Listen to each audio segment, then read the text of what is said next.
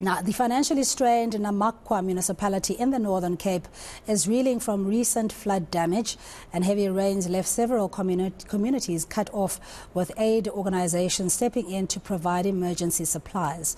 eNCA's senior reporter Dasen Thathiah spent a few days in the area and filed this report. The Nama Khoi Municipality has struggled with drought in the past.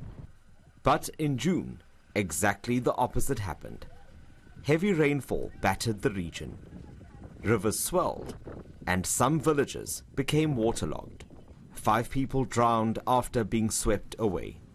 Rian Klutter is still missing. Die ongeluk het verlede week Woensdag het die ongeluk gebeur tussen 2 en 4, want die familie het na 4 die familie voicenote gekry wat in omloop was.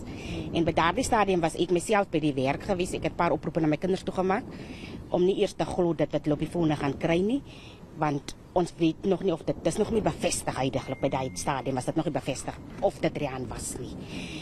En by 6:00 het die polisie omgekom by die familiebroers was hy gewees. Hulle het bevestig dat dit was wel Rian wat van die trekker af meegesleer is. Boomstomp het hom van die trekker afgeslaan. En van daardie oomblik af was die familie mos nou maar verpletter.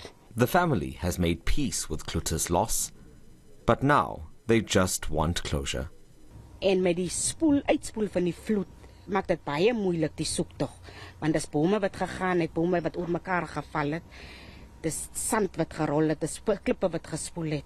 So dis vir ons baie moeilik om heidaglik aan self soek. Shortly after the rains, a humanitarian crisis started unfolding. A severed road network meant rural communities were cut off from the outside world. Aid organization, the Gift of the Givers, was among the first to offer support. But it was no easy feat. It's been 8 days since the floods in the area, which absolutely devastated the road infrastructure. And this has resulted in many affected communities, very isolated communities, with pockets of people, up to 1,000 people and 500 households in some area, that have not been able to access food for 8 days, and their supplies have been dwindling. Our main area first access was to Buffersrivier, where we went through the river. We had discussions with private farm owners to gain access to the town via their grounds. We've successfully done it. Public Works have assisted us nicely with repairing the road to also accommodate vehicles and maybe a bit bigger equipment like trucks, etc. So from there on we've moved on to the ground roads, making sure that access is mainly it's accessible. We also saw while we were there vehicles that were trapped. On Sunday when I reached a couple of the vehicles, I was the first individual that reached them since Wednesday that they've been trapped. Some of them had to start drinking the river water due to hydration aspects, so it was quite intense, and it was emotional at some times to see these people and help them out of the situation. There's been criticism from some over the pace of government's response. Ten derde wil ek sê, die pad wat hulle sê wat so gevaarlik is.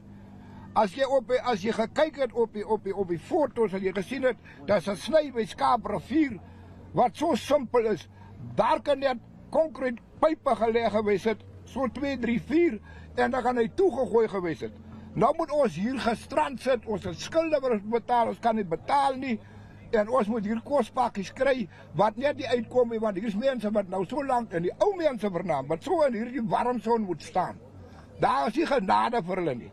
The provincial government concedes that help could have come faster, but says the delays couldn't be avoided.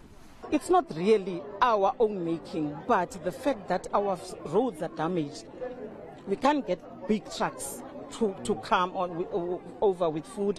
We are depending on bakkies. As you have seen also, we came here with bakkies, and our communities don't have bakkies, so they can't even access their grants because of that challenge. But SASA, we are busy now working on a plan to make sure that the people will be able to go and get their money. The N7 between the Northern Cape and Namibia has been closed to traffic for over a week. Besides the economic ramifications, the impact is also being felt in the border town of Fieldsdrift. Here they rely heavily on handouts from passing motorists and truck drivers.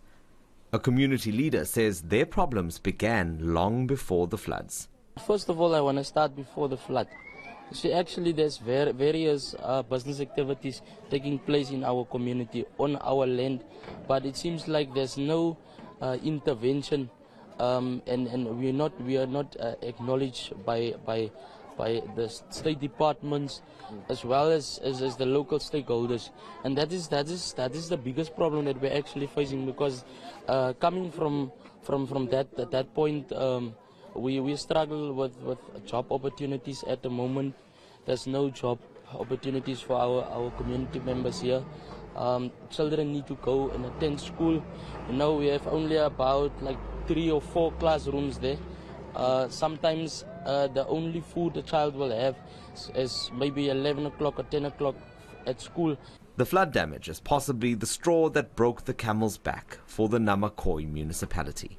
We have an unfunded budget of about 50 million going into the new financial year. Our maintenance budget for electricity is around 12 million, and for water and roads around 2 million each. So that gives you an impression of the difficulty that we have with maintaining roads and infrastructure. So we were at a backlog of infrastructure maintenance altogether.